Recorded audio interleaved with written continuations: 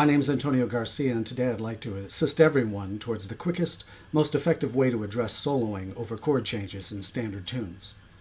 Chances are when you see a lead sheet and combo or a short improv solo section in an ensemble chart, the chord symbols look like calculus to you and don't really help you calm down at all as you create your solo. This particular jazz standard, The Shadow of Your Smile, has 36 chord changes, 16 of them different from the rest.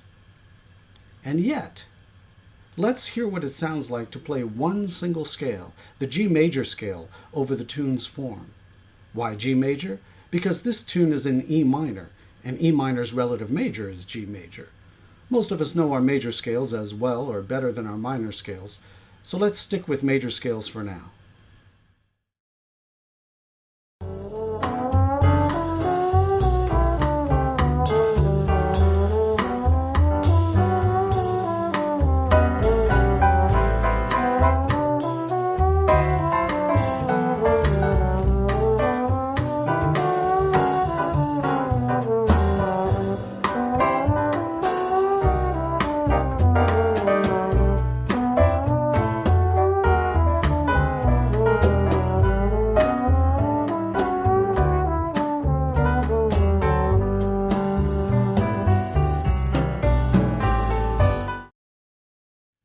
I'm pretty sure no one hearing that ran out of the room screaming. That one scale fits really well. In fact, the G scale over these chord progressions often creates dissonant, tasty tones, clashes that sound skillfully complex, that then easily resolve into consonants. Those dissonant moments make listeners think you're using more than the G scale. So why is it that when so many of us try to solo over the chords to a standard tune, we instead try to react to every single chord change? I've got news for you. Professional jazz musicians quickly understand the bigger picture of what the tune's chords mean, how they propel a key center in a way that many jazz students miss. So beginning jazz musicians who can cut the changes, mentally deleting some of the chord symbols' individual value in favor of the bigger picture, may have a better perspective for creative soloing at the outset of their efforts. Most popular song melodies don't have a lot of accidentals. The composers wanted them to be popular. The more chromatic accidentals that appear in a melody, the harder it is for the mass audiences to hum or sing along, capture that tune, and be interested in buying recordings or sheet music that make money for the composer. So these Broadway and movie musical composers kept their melodies as diatonic as possible, and in order to create interest, they shifted the chords under those melodies, so that the end result offered tension and release in the music. Smart composers.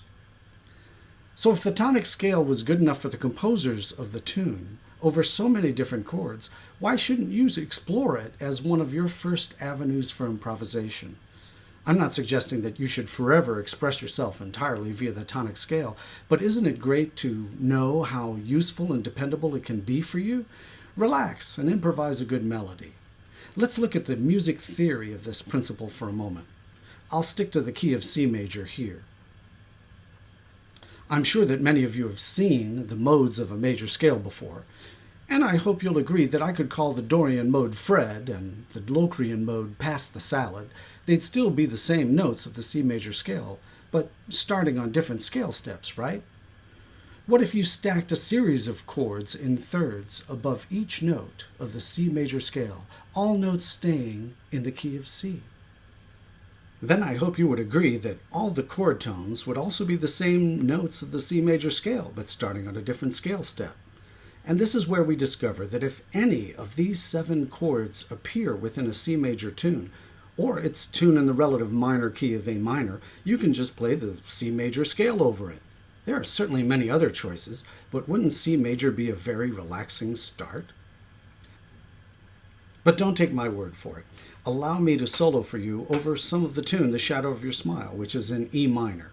I'll demo the G major scale first, then use nothing but that over the chords of this tune.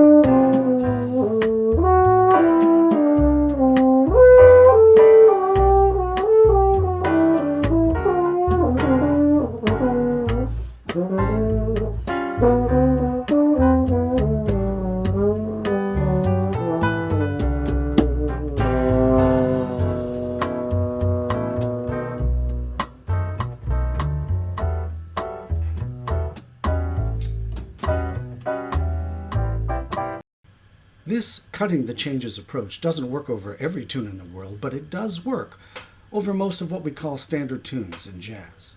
Some standard tunes are playable with one major scale, some with two or three or just four. And because I'm betting that you and most of your students enter jazz knowing more about a major scale than about a blues scale, the major scale is a quick point of entry from which you can improvise great solo lines. Here's a sample of a variety of standard tunes. The number of chords represents how many chord symbols appear on the lead sheet during one chorus of the tune.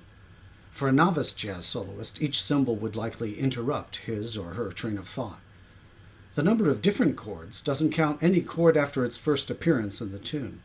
And the minimum number of key centers equates to how few keys a soloist could employ to virtually completely be inside the chord changes of the moment.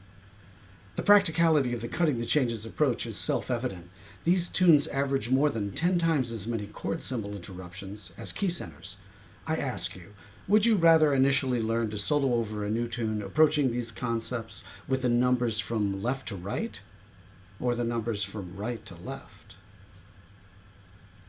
You can explore this approach on your own and find good success with it, but if you want a guide, I invite you to check out my book, Cutting the Changes, Jazz Improvisation via Key Centers, as I've presented it in a way that is accessible and practical for the jazz beginner or intermediate of any age, including instructors. It's published by Chose Music in 5 editions: C treble, C bass, B flat, E flat, and F. The play-along CD provides you with an inspirational accompaniment of piano, bass, and drums for each tune, plus 6 demonstration tracks in which you can hear me soloing with the rhythm section on tunes using the cutting the changes concepts. If you want to learn more jazz theory, the CD-ROM includes an additional text of more than 70 pages in PDF format. It includes almost 70 musical examples linked to visuals in the supplemental text. The CD-ROM also includes printable PDF scores and parts for rhythm section, optional guitar, plus piano, bass, and drums. These charts match the form and style of the play-along CD and provide the level of notation you'd want for musicians newer to the jazz tradition: voiced chords, plus chord symbols for piano, fretboard guides for guitars, bass lines, and drum grooves. And in the post-CD era, you can also export the files from the CD and CD-ROM and use them from your own device. Thanks for listening. When you're faced with soloing over a new standard tune, try singing the tonic scale over the whole form and see how it sounds. I wish you great success in soloing with the concept of cutting the changes during your improv solos.